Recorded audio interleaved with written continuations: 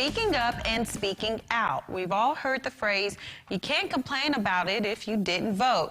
And for a local speech teacher, she's teaching her students that their vote counts and how to engage in those difficult conversations using evidence and patience. And KMR Local 4's Jackie Kingston sits down with the Amarillo High speech teacher, Melissa Denny.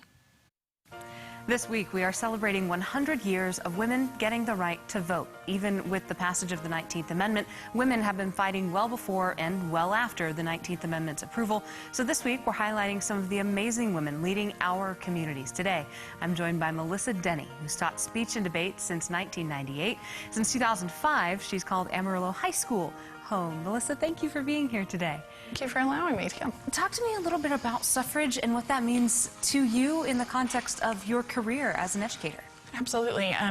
I think it's important that we start early to get people to know about voting. And so I think that starts at home with people bringing their kids with them to vote. Everybody loves the sticker, and kids love the sticker. And poll workers are really nice to give that sticker. But it also goes into what we do in school, I think. We can teach kids about the things that they're seeing at home on the news or that they're listening to their parents talk about. And we can use that as a teaching tool in our classes, and especially when we get to high school where kids are going to soon be of age to vote. And it's important for us to teach them about the voting process and how to get registered and why it's important that they exercise their right to vote. When I was in high school and I was a debater, I always felt like because of the educators who were around me in my life, who were guiding me in that way, many of my classmates would ask me questions about, how does this work? What do we do? Do you think that's true, that almost in the program, because the kids get to focus on that, they're a bit of ambassadors for their other students? Yes. They're the kids that know who our political leaders are, right, who the foreign political leaders are. They can name the Supreme Court justices. So they're the students that have an investment in that because they're researching it all the time. But when it comes to voting, they don't necessarily know how to do it, right? They don't know they don't feel confident in the procedures for that. And so it kind of falls to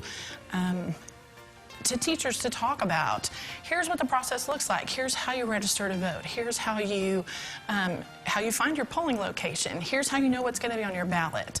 And if we don't do that, adults don't know that necessarily. And so it falls to us to kind of help with that, especially since we're already talking about the things that they're going to be voting on or the people that they're going to be voting for, to help them navigate that system. Absolutely.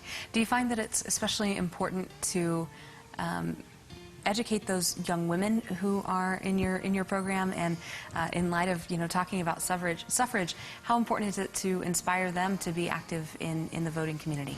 One of the things that we talked about this past semester is talking about why it is that people don't vote now, especially since people fought to vote. And so because other people fought to have that right, it's important that we go out and exercise that right.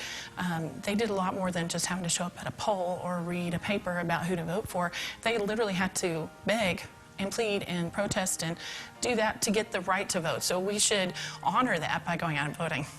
How do you think that teaching young women, especially those women who are in high school, like you said, those young women who can't vote just yet, or maybe are just able to vote, depending on their age.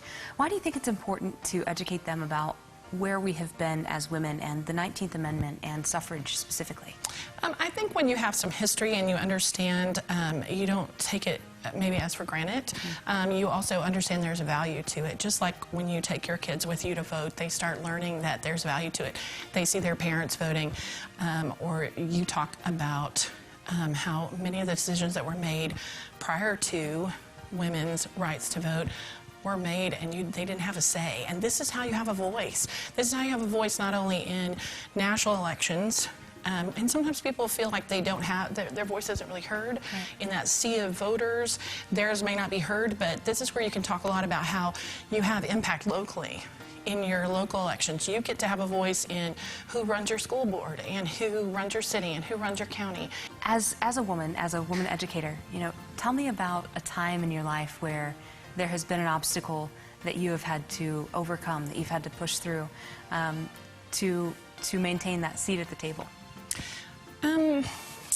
I think sometimes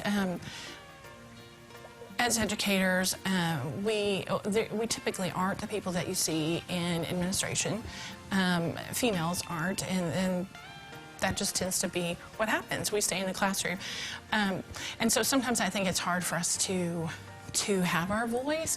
As a debate teacher, I feel very prepared to say, I'm not afraid to step up to that. But sometimes you have to say, wait, hold on, you need to see the perspective from this. And so I think that is one of the places that it's kind of hard is you have to be an advocate. You have to use your voice. Good. Melissa, Denny, thank you so much for your time. You're welcome. Thanks You're for welcome. coming in. Absolutely. Thanks.